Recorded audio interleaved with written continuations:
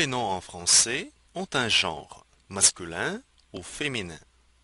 Je vous propose de passer en revue la distinction du masculin et du féminin pour les noms inanimés et animés. Les noms inanimés ou les noms des choses ont seulement le féminin ou seulement le masculin. L'identification du genre des noms de choses est purement grammaticale, c'est-à-dire le genre d'un objet n'est pas lié à ses caractéristiques. Table. Est-ce que c'est un ou une table? Il faut dire une table. Tableau. Est-ce qu'on dit un tableau ou une tableau? C'est un tableau. De même, nous disons une poitrine, mais un ventre. La connaissance du genre vient avec la pratique. Quand vous rencontrez un nom, il faut toujours l'apprendre avec son article. Dans beaucoup de cas, la terminaison peut nous aider à déterminer le genre du nom inanimé.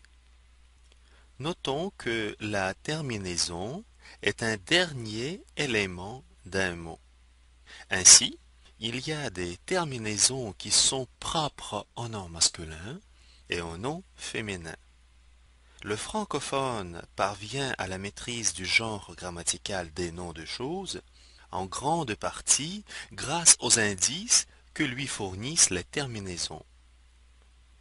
Par exemple, tous les noms qui se terminent en war, O-I-R, comme un pouvoir, ou en sme, S-M-E, un socialisme, sont les noms masculins.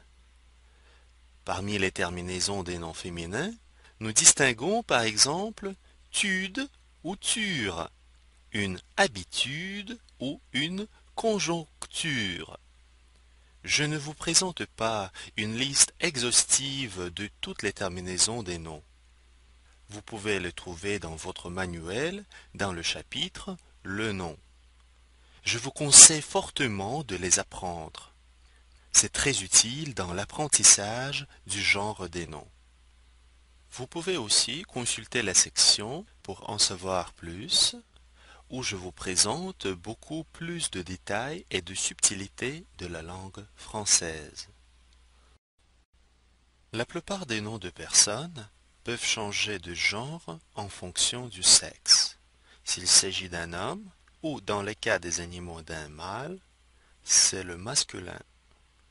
S'il s'agit d'une femme, ou d'une femelle pour les animaux, le nom prend un genre féminin. En général, on obtient le féminin des noms correspondant aux êtres animés en ajoutant un E à la forme masculine. Un ami, une amie, E à la fin. Un étudiant, une étudiante. Encore une fois, E à la fin. Dans la formation du féminin des noms animés, il y a ses particularités. Les terminaisons des noms ER et IER se transforment en E accent grave RE ou IE accent grave RE. Un étranger, une étrangère. Un écolier, une écolière. F se transforme en VE, VE. Un veuf, une veuve. ET en EWTE. Un cadet, une cadette. EN, IEN. ON redouble N. Un patron, une patronne. Un Canadien, une Canadienne. EL, EAU se transforme en L avec double L. Un colonel, une colonelle. Un jumeau, une jumelle. X au féminin devient SE. Un époux, une épouse.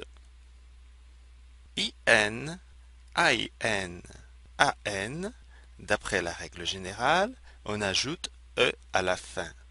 Un voisin, une voisine. Un Roumain, une Roumaine. Un Persan, une Persane. Il y a une seule exception, un paysan, une paysanne, où il y a un double N.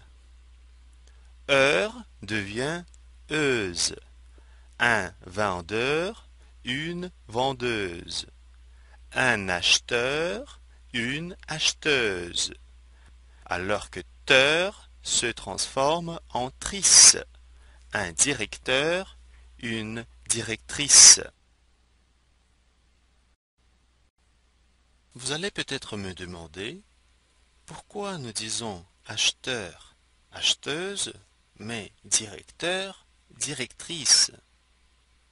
Vous allez me dire que dans les deux cas, nous avons teur, acheteur et directeur.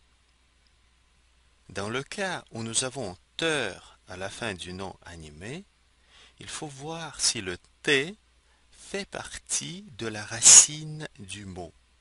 Si oui, alors la terminaison est heure et non pas teur. Et au féminin, il faut dire euse.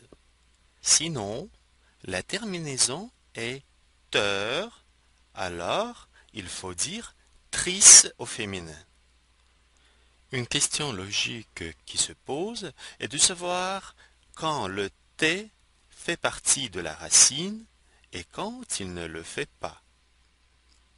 Pour le savoir, je vous propose de faire un verbe à partir du nom. Si vous pouvez enlever heure et faire le verbe avec ce qui reste, alors le féminin sera en euse, car nous pouvons faire le verbe avec le T qui reste dans la racine. Considérons quelques exemples. Un chanteur. Est-ce que nous pouvons faire un verbe sans heure?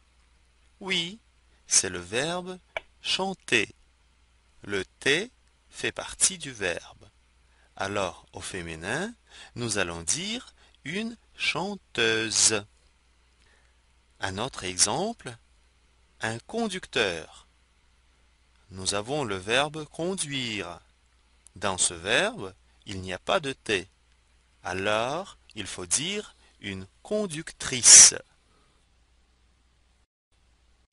Revenons maintenant aux particularités de la formation du féminin des noms animés. Le nom qui se termine en E au masculin reste invariable au féminin. Un artiste, une artiste. Faites attention à quelques mots qui ont le féminin en S. La plupart de ces mots se terminent en E au masculin, sauf un dieu. Un prince, une princesse. Un poète, une poétesse. Un tigre, une tigresse. Un dieu, une déesse. Un maître, une maîtresse. Pour certains mots, il y a un mot spécial pour le masculin et le féminin. Un homme, une femme. Un garçon, une fille. Un mari, une femme. Un père, une mère. Un oncle, une tante. Un frère, une sœur. Un neveu, une nièce. Un vieillard, une vieille. Un héros, une héroïne. Un copain, une copine. Un roi, une reine. Un monsieur, une dame. Un coq, une poule. Un cheval, une jument. Un sot, une sotte. Certains noms sont toujours féminins, même quand il s'agit d'un homme ou d'un garçon. une victime, une personne, une vedette, une connaissance, une sentinelle. Par exemple, Louis de Funès est la plus grande vedette de la comédie française.